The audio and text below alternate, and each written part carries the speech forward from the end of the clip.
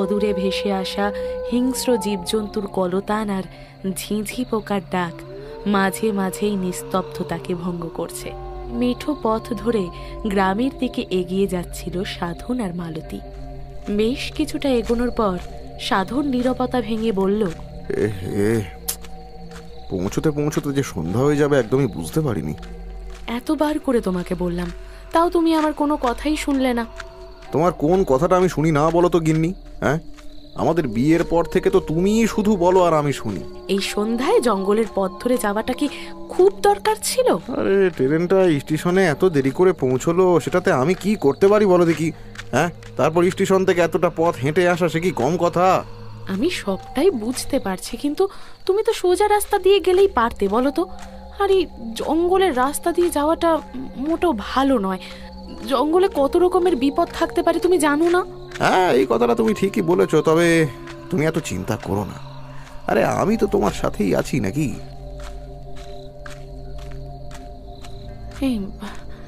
আমার না মনে হচ্ছে কেউ যেন অনেকক্ষণ ধরে আমাদের লক্ষ্য করছে, জানো? এইসব কিছুই তোমার মনের ভুল ছাড়া আর কিছুই না। আমি তো কাউকে দেখতে পাচ্ছি না। কই, কে দেখছে?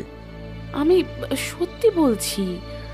ঠিক আছে, চলো দেখি কার এত বড় সাহস আমি থাকতে আমার সুন্দরী বউকে দেখে।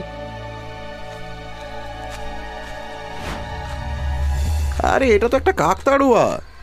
আর আমরা কি না কি ভাবলাম। তার মালতীকে কাকতাড়ুয়ার দিকে এক দৃষ্টে তাকিয়ে থাকতে দেখে সাধন বেশ অবাক হয়ে গেল। এই মালতী, কি হলো তোমার? এই মালতী, কথা বলছো না কেন? কিছু কিছু বললে? আমি জিজ্ঞেস করলাম যে এইভাবে কাকতাড়ুয়ার দিকে তাকিয়ে তাকিয়ে কি দেখছো? না না, কিছু না। চলো, অনেকটা দেরি হয়ে গেছে, মা চিন্তা করবে। হ্যাঁ চলো। মালতীর এমন হঠাৎ পরিবর্তন সাধনের নজর এড়ালো না, কিন্তু সে কোনো কথা না বলে আবার চলতে শুরু করলো নিজের গন্তব্যের উদ্দেশ্যে। দরজায় টোকা পড়ার আওয়াজ পেয়ে মিনতি দেবী বাইরে অপেক্ষারত আগন্তুকের উদ্দেশ্যে আসছি আনন্দে গদগদ হয়ে তিনি বললেন, ও মা, মালতী আর বাবা জীবন যে, এসো বাবা, ভেতরে এসো এসো। ও, এখন আমার কোনো কদরই নেই তাই না? জামাই সব। তা তো হবেই মা, 10টা নয় 5টা নয়, আমার একটা মাত্র স্বাদের জামাই বলে কথা। কেমন আছেন মা? ওই চলে যাচ্ছে আর কি। 1 বছর পর তাহলে আমার জামাইয়ের শ্বশুর বাড়িতে পা পড়লো। আসলে মা, অফিসে বড্ড কাজের চাপ, তাই তো আসতে পারিনি। এই দিন কয়েক ছুটি পেতেই আপনার মেয়েকে নিয়ে চলে এলাম। তা বেশ করেছো। তা তুমি কেমন আছো বলো? এই মোটের উপর বলতে গেলে ভালোই আছি। আপনার প্রিয় গেম আপনাকে দিতে পারে অর্থ উপার্জনের সুবর্ণ সুযোগ। জানতে চান কিভাবে? তাহলে প্রস্তুত হয়ে যান গেমিং দুনিয়ার নতুন জগতে প্রবেশের জন্য। আর ক্রিকেক্স এর মাধ্যমে এটি এখন বাস্তব। স্লট গেমে উপভোগ করুন 500% দৈনিক ডিপোজিট বোনাস এবং জিতুন সর্বোচ্চ 5000 টাকার বোনাস। অ্যাপে রেজিস্ট্রেশন করুন এবং অ্যাকাউন্ট ভেরিফাই করলেই পাচ্ছেন 50টি ফ্রি স্পিন। মাত্র 500 টাকা ডিপোজিট করুন এবং ইনস্ট্যান্ট 300 টাকা বোনাস পেয়ে যান। বিশেষ চমক, আপনার জন্মদিনে উপভোগ করুন 1000 টাকা বোনাস। ক্রিকেক্সে গেম খেলুন ও জিতুন আকর্ষণীয় পুরস্কার, গুগল পিক্সেল 9 প্রো, এসার Nitro 5, Google pixel watch 3, Samsung Galaxy Buds 3 এবং আরো অনেক কিছু। আপনার জেতা টাকা তুলুন নিরাপদ উপায়। বাংলাদেশ থেকে হলে বিকাশ, নগদ, রকেট, ইউপিআই এবং ভারত থেকে হলে phone pay, Google pay, UPI এর মাধ্যমে লেনদেন করুন দ্রুত এবং নিশ্চিন্তে। তো পিন করা কমেন্ট থেকে বিনামূল্যে ক্রিকেক্স অ্যাপে রেজিস্ট্রেশন করুন এবং উপার্জনের যাত্রা শুরু করুন। কিন্তু বাবা, তোমাদের আসতে এত দেরি হলো যে। আর বলবেন না মা, আজ অফিসের একটা গুরুত্বপূর্ণ কাজে শহরে যেতে হয়েছিল, তাই সকালে ট্রেনটা ধরতে পারিনি, তাই তো বিকেলে ট্রেনে এলাম। জানো মা, তোমার জামাইকে কতবার বললাম যে সকালে ট্রেনটা যখন পেলাম না, তাহলে আজ বিকেলের ট্রেনে পলাশপুর আসতে হবে না, পরের দিন সকালের ট্রেনে যাব। কিন্তু কিছুতেই আমার কথা শুনলো না। সেসব তো বুঝলাম, পথে ঘাটে কোনো অসুবিধে হয়নি তো? না না, অসুবিধা কেন হবে? আসলে আমাদের পৌঁছতে আরেকটু দেরি হলো, তার কারণ অবশ্যই আপনার মেয়ে। হ্যাঁ, মেয়ে? তা কি করেছে আমার মেয়ে? তার নাকি জঙ্গলের পথে আসার সময় মনে হচ্ছিল কেউ তাকে দেখছে। তোমরা জঙ্গলের পথ হয়ে এসেছো? তারপর তারপর তোমরা কি করলে? কি আবার করবো, আপনার মেয়েকে নিয়ে কিছুটা এগোতেই দেখলাম ওই গাছের ধারে, বুঝলেন, একটা কাকতাড়ুয়া দাঁড়িয়ে। কি বললে? কাকতাড়ুয়া? হ্যাঁ মা, একটা কাকতাড়ুয়া। ব্যাপারটা বেশ অদ্ভুত লাগলো। যাই হোক, তোমরা অনেকটা পথ কষ্ট করে এসেছো, হাত মুখ ধুয়ে একটু জিরিয়ে নাও। আমি আমি হেসেলে গেলাম। রাতের খাবার খাওয়া শেষ করে সারাদিনের ক্লান্তিতে সাধন আর মালতী দুজনেই নিজেদের ক্লান্ত দেহ দুটো এলিয়ে দিল বিছানায়। আর কয়েক মুহূর্তের মধ্যে দুজনের চোখে ঘুম নেমে এলো। রাত্রি তখন বেশ গভীর। হঠাৎ ঘুম ভেঙে গেল মালতীর। ওঠো, আমি এসেছি তোমার কাছে। ওঠো মালতী, ওঠো, এসো আমার কাছে। আমি যে তোমার অপেক্ষা করছি। আসছি আসছি আমি। কথাগুলো শুনে মন্ত্রমুগ্ধের মতো মালতী বিছানা থেকে উঠে এগিয়ে গেল দরজার দিকে। শটান বেরিয়ে গেল বাইরে। ওদিকে কোনো এক অজানা কারণে সাধনের ঘুম ভেঙে গেল। একটু জল দাও তো মালতী, খুব পিপাসা পেয়েছে। নিজের প্রশ্নের কোনো উত্তর না পেয়ে সাধন পাশ ফিরে দেখল শুধু বিছানা কেন, সেই ঘরেও কোথাও মালতীর কোনো অস্তিত্ব নেই। মালতী, মালতী কোথায় তুমি? এ কি, দরজাটাও তো খোলা, তাহলে কি বাইরে গেল? কিন্তু এত রাত্রিরে বাইরে কি এমন কাজ থাকতে পারে? যাই, আমি বরং দেখি গিয়ে মালতী কোথায় গেল। বাইরে গিয়ে দেখলো মালতী কারোর সাথে যেন একটা কথা বলছে, কিন্তু কার সাথে কথা বলছে সেটা পরিষ্কারভাবে বোঝা না গেলেও এসব দেখে আর নিজের মাথা ঠিক রাখতে পারল না সাধন। সে চিৎকার করে মালতীর নাম ধরে ডেকে বলল, মালতী, এত রাত্রে কার সঙ্গে কথা বলছো তুমি? সাধনের চিৎকার শুনে মালতী পেছন ফিরে তার দিকে তাকালো। সাধন দেখলো কালো চাদর মুড়ি দিয়ে কেউ একটা পালিয়ে যাচ্ছে। এই এই, দাঁড়াও দাঁড়াও, খবরদার, পালাবে না বলছি, দাঁড়াও দাঁড়াও। অন্ধকারে কে পালিয়ে যাচ্ছে সেটা বোঝা না গেলেও পালিয়ে যাওয়া লোকটির চেহারার সাথে সাদৃশ্য রয়েছে সন্ধেবেলায় দেখা সেই কাকতাড়ুয়ার। নিজের চোখকে বিশ্বাস করতে পারল না সাধন। প্রচন্ড রাগে সে মালতীকে প্রশ্ন করল, ওই কাকতাড়ুয়ার আড়ালে কে ছিল? মিথ্যে কথা বলার কোনো চেষ্টা করবে না আমার প্রতি। আমি স্পষ্ট দেখেছি তুমি কারোর সাথে কথা বলছিলে, আর সে আমার গলাটা শুনে সেখান থেকে পালিয়ে গেছে। হ্যাঁ, ও তো এসেছিল আমার সাথে দেখা করতে। আজ আমি খুব খুশি। ও বলেছে আর কিছুদিনের মধ্যেই আমাকে ওর কাছে নিয়ে যাবে। মালতী, আমার ধৈর্যের পরীক্ষা নিও না। মাঝ রাত্রিরে একজন পর পুরুষের সাথে দেখা করা কোনো ভদ্র বাড়ির মেয়ে বউ করে না। আমি এখানে এসেছি তাই সে আমার সাথে দেখা করতে এসেছিল। এতে অন্যায়ের কি আছে শুনি? আমি ওর সাথে দেখা করেছি, বেশ করেছি, পরেও করব। ছি ছি ছি মালতী, ছি ছি ছি। তোমার চরিত্র যে এরকম প্রকৃতির সেটা আমি ঘুণাক্ষরেও টের পাইনি। এরকম জানলে আমি তোমাকে কখনোই বিয়ে করতাম না। আমি কালকে তোমার মাকে সবটা বলবো। আমি জানতে চাই যে উনি এই সমস্ত ব্যাপারে অবগত কিনা। আমাকে একদম বিরক্ত করবে না। রাত হয়েছে, ঘুমোতে যাও। এত বড় অন্যায় করেও তোমার মুখ দিয়ে কথা বেরোচ্ছে দেখে তো আমি অবাক হয়ে যাচ্ছি মালতী। এই একটা বছর আমি একটা ভুল মানুষকে ভালোবেসেছি। ছি মালতী, ছি ছি ছি ছি ছি, তুমি আমাকে এইভাবে ঠকাতে পারলে? মালতী আর কোনো কথা না বলে বিছানায় গিয়ে শুয়ে পড়ল। ওদিকে সাধনের মনে নানা রকম প্রশ্নের উদ্রেক হতে লাগলো। সে মনে মনে ভাবতে লাগলো, এই কাকতাড়ুয়াটা কে?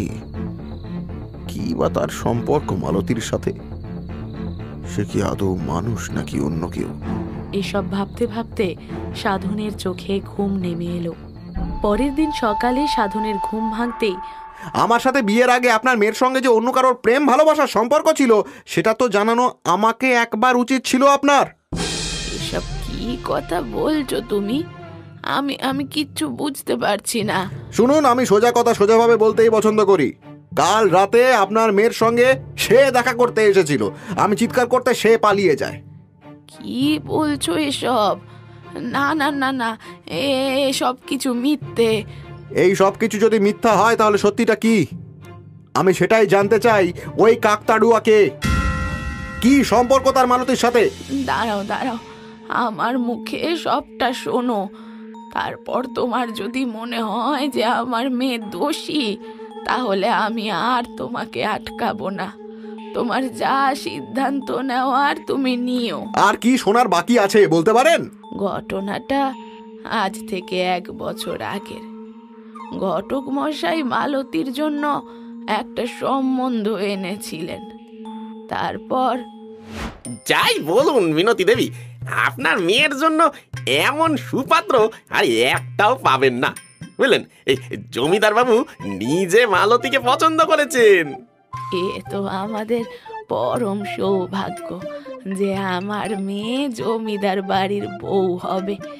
তাছাড়া কানাঘুষো শুনেছি জমিদার বাবুর ছেলের চরিত্র খুব একটা ভালো নয়। আপনি ভুল শুনেছেন। এই সবার চরিত্রের দিক থেকে কেশবচন্দ্র খুবই ভালো মানুষ। আর তাছাড়া এই লোকের কাজই তো হচ্ছে সমালোচনা করা। তাছাড়া আজকালকার দিনে কেউ কি কারোর ভালো দেখতে পারে? হ্যাঁ, একদম পারে না। বুঝতেই তো পারছেন ঘটক মশাই, হাজার হোক আমি মেয়ের মা। আমি যদি মেয়েকে সুপাত্রের হাতে তুলে না দিতে পারি, তবে যে মরেও শান্তি পাবো না। আপনি একদম নিশ্চিন্ত থাকুন মিনতি দেবী, আপনার মেয়ে সুখেই থাকবে।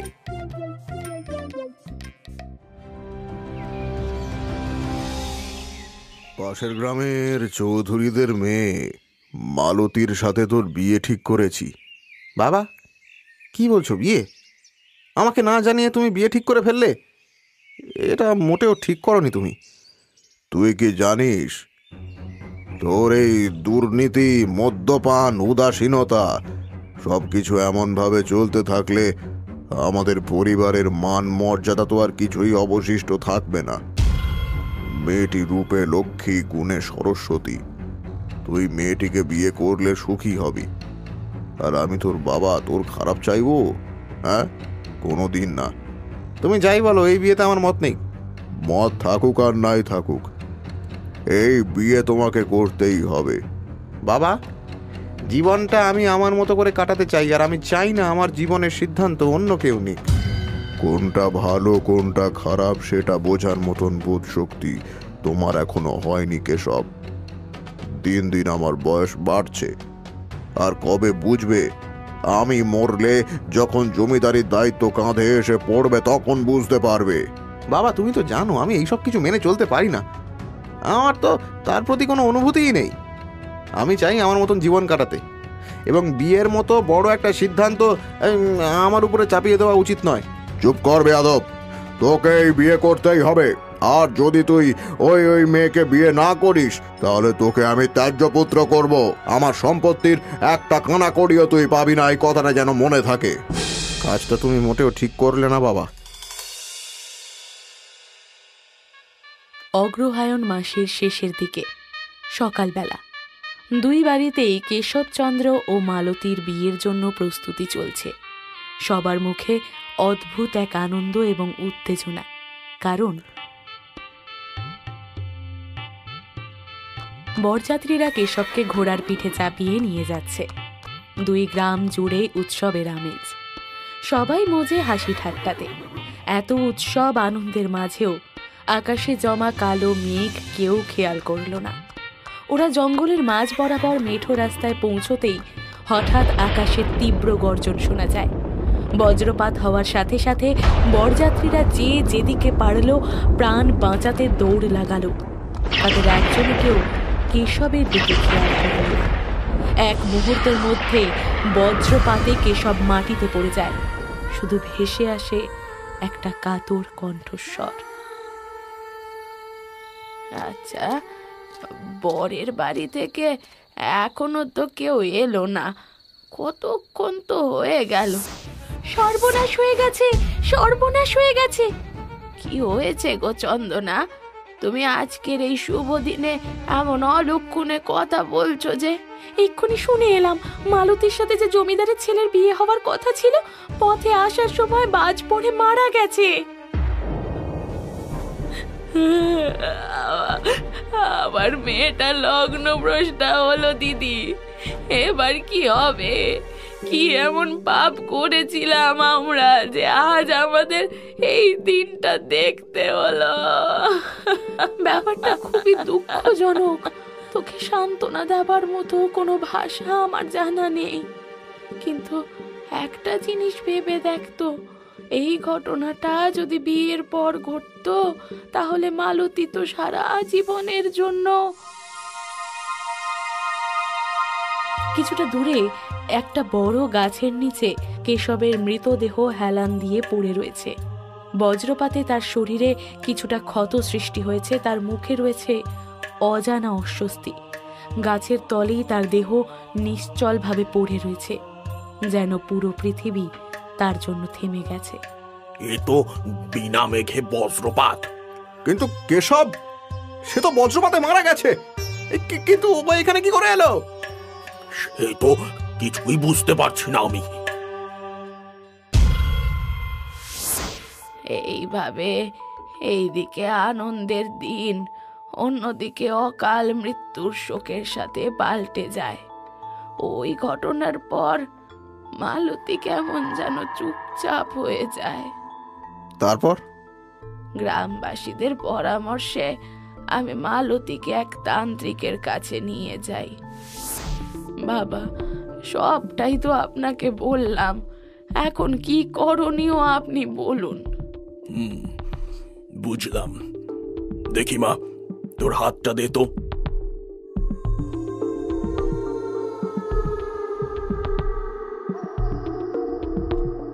কি বুঝলেন বাবা? সমস্যা তো খুব গম্ভীর রে মা। তোর মেয়ের তো মাঙ্গলিক দোষ রয়েছে। এই দোষ খণ্ডাতে না পারলে বিপদ আরো বাড়বে। বাবা, এখন আপনি একমাত্র পারেন আমার মেয়েকে বাঁচাতে। একটা উপায় রয়েছে। আগামীকাল অর্থাৎ মঙ্গলবার পূর্ণিমা তিথিতে তোর মেয়ের মাঙ্গলিক দোষ খণ্ডন করব। তার জন্য কি করতে হবে? বিশেষ কিছুই নয়, পূজা সম্পন্ন করে কলা গাছের সাথে তোর মেয়ের বিয়ে দিয়ে সেই গাছ কেটে ফেলতে হবে। ঠিক আছে বাবা, আজ তাহলে আসি। আপনি তাহলে পুজোর বন্দোবস্ত করুন, আমি আগামীকাল মেয়েকে নিয়ে আসব।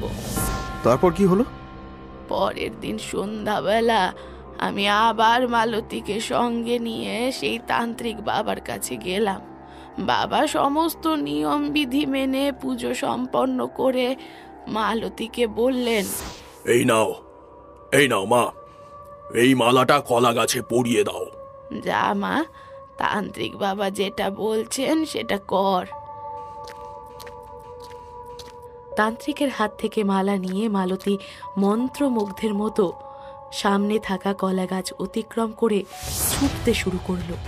পেছন পেছন ছুটতে লাগলো তান্ত্রিক ও মিনতি। ছুটিস না মা, কোথায় যাচ্ছিস? দাঁড়া দাঁড়া। মালতী ছুটতে ছুটতে সেই গাছের নিচে এসে মালাটা কাকতাড়ুয়াকে পরিয়ে দিল। এ কি করলি মা? এবার কি হবে বাবা? যেটা হবার সেটা হয়ে গিয়েছে, আর কিছুই করার নেই। এই দুনিয়ায় যা হয় সমস্ত কিছুই ওনার ইচ্ছে। আমরা সবাই ঈশ্বরের হাতের ক্রীড়ানক মাত্র।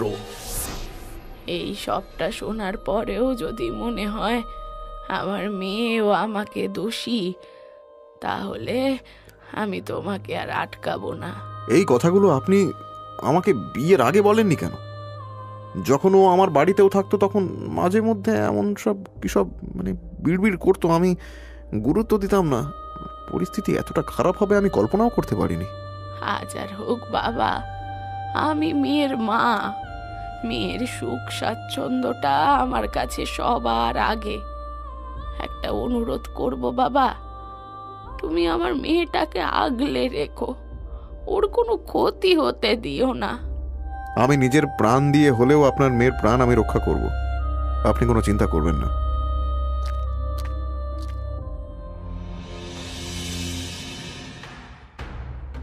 বাবা, এতক্ষণ তো আমি আপনাকে সবকিছু বিস্তারিত বর্ণনা করলাম, এবার আপনি বলুন তো এই সমস্যার সমাধান কি? তুমি ঠিকই বলছো সাধন, ওই কাকতাড়ুয়ার মধ্যেই কেশবের আত্মা বাস করছে। কিভাবে সে সেখানে চলে এসেছে সেটা পরিষ্কার নয়, তবে মনে হয় গত রাত্রে সে মালতীকে মেরে ফেলার চেষ্টা করেছে। তবে মালতীর হাতে থাকা তাবিজ যতক্ষণ তার হাতে থাকবে ততক্ষণ কাকতাড়ুয়া তার কোনো ক্ষতি করতে পারবে না। কিন্তু মালতীকে মারতে চাইছে সে কেন? কেশব নিজের মৃত্যুর জন্য মালতীকে দোষী মনে করে। ও মনে করে মালতীর কারণেই তার মৃত্যু হয়েছে, তাই সে প্রতিশোধ নিতে চাইছে। আজকে রাতটা তোমাদের জন্য ভীষণ গুরুত্বপূর্ণ রাত। আজ রাতে সে সম্পূর্ণভাবে চেষ্টা করবে মালতীকে নিজের বশে করে হত্যা করার। তার মানে আপনি বলছেন ওই তাবিজটা তার হাত থেকে যদি চলে যায় তবে কাকতাড়ুয়া মারাত্মক ক্ষতি করতে পারে, তাই তো? একদমই ঠিক, কিন্তু আমাদের তাকে সাবধানে রাখতে হবে। কি মালতী কোথায় গেল? সে তো এমন হঠাৎ করে কোথাও চলে যেতে পারে না। না না, কিছুই বুঝতে পারছি না। ঘর একদম খালি, তার বিছানায় কোনো চিহ্নই নেই, দরজাটাও হাঁ করে খোলা। তাহলে কি মালতী কোথায় যেতে পারে সেটা তো কিছুই বুঝতে পারছি না। আমাদের এক্ষুনি এখান থেকে মালতীকে খুঁজতে বেরিয়ে পড়া উচিত।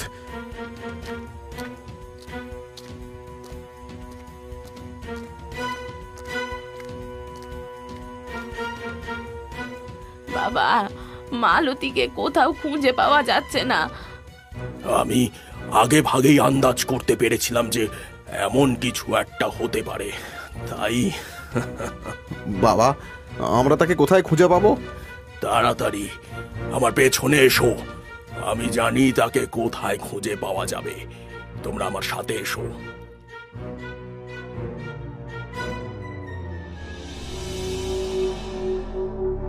এমন সময় জঙ্গলে দূরে গাছের নিচে তাদের চোখ পড়ে মালতীর ওপর, যেখানে কাকতাড়ুয়া দাঁড়িয়ে। মালতী কিছু একটা বকবক করছে হাতে ছুরি ধরে। তান্ত্রিক সেদিকে এগিয়ে যান, তার সাথে মিনতি ও সাধন। এটা এটা কি হচ্ছে? মালতী, মালতী! বাবা, আপনি কিছু একটা করুন, না হলে খুব বড় একটা অনর্থ হয়ে যাবে। তোমরা কেউ ওর কাছে যাওয়ার চেষ্টা করবে না, এতে বিপদ বাড়বে। এসব তুমি মালতীকে ছেড়ে দাও, ওর কি দোষ? তুমি কি ভাবছো তান্ত্রিক? হ্যাঁ, কি ভাবছো?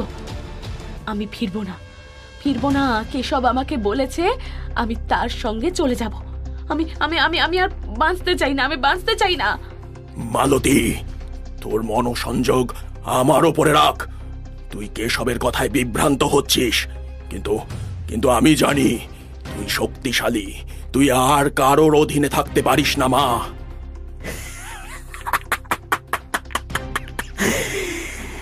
তুই চাইলেও তাকে ফিরিয়ে নিতে পারবি না তান্ত্রিক। মালতী আমার সঙ্গে চলে যাবে, আমি তাকে আমার সাথে নিয়ে যাব। আমি জানি কেশব, তুমি এখনো এই পৃথিবীতে ঘুরে বেড়াচ্ছ। তোমার সাথে যা হয়েছে তা খুবই দুঃখজনক, কিন্তু তাতে কারুর কোনো হাত নেই। তুমি শুধু শুধু এই মেয়েটাকে কষ্ট দিচ্ছ, ওকে ছেড়ে দাও। কখনো না।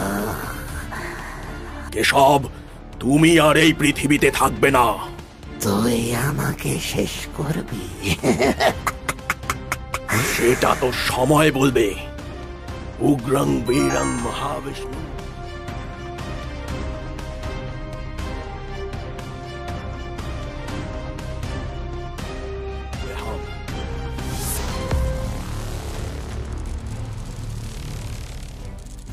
ছেড়ে দে, ছেড়ে দে আমায়। মন্ত্র বন্ধ কর। জ্বলে গেল, জ্বলে গেল।